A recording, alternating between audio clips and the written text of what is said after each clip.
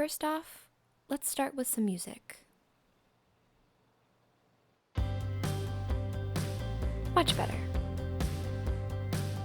Before I can get anything done, I need to get all of the good vibes going by diffusing some essential oils like this one from Sage and turning on my salt lamp.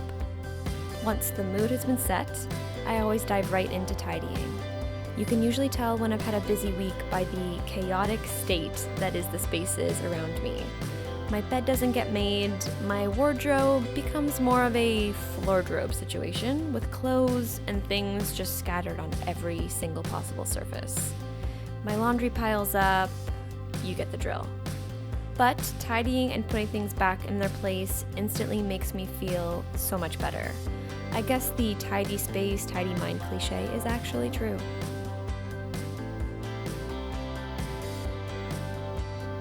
Please tell me I'm not the only one whose purse looks like this. Like, where does this stuff even come from?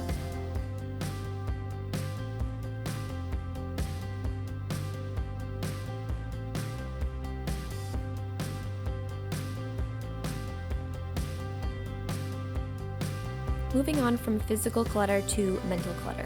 Like most of us, I usually have 1,000,001 things going on in my head. Appointments, deadlines, general to-dos.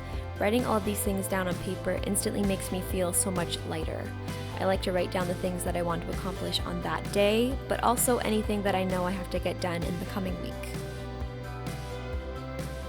Journaling is something that I try to do as often as possible, especially when my mind is feeling extra cluttered. It's amazing what writing your thoughts down on paper can do to change your perspective or get you out of a bad mood. Making sure I've been drinking enough water always seems to be at the bottom of my priority list, but I am working on it. I like to add a little squeeze of lemon, minus the seeds, to just make it a bit more tasty. Another thing that gets pushed aside when I've had a crazy week is anything creative. Whether it be singing, playing guitar, reading, bullet journaling, or editing, creativity is a huge part of what makes me feel like me. Once the creative juices are flowing, I like to do something active. My favorite way to move my body is yoga. Depending on the class, yoga can be calming, relaxing, and centering, but it can also be very challenging. I went to a hatha class a few days ago that I'm still sore from. Like, everything hurts. I love to either go to a class or follow along with an online video.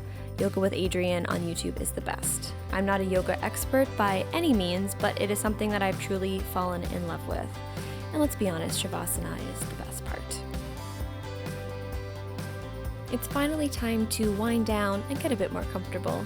I think we all have our favorite go-to cozy outfit.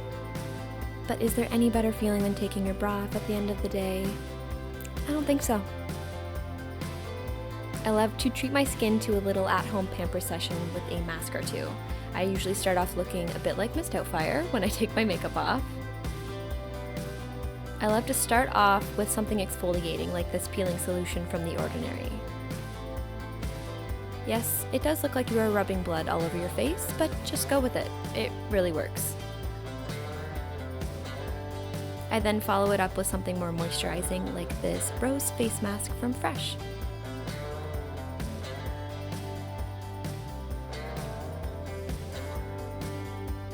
If I'm feeling really crazy, I'll paint my nails.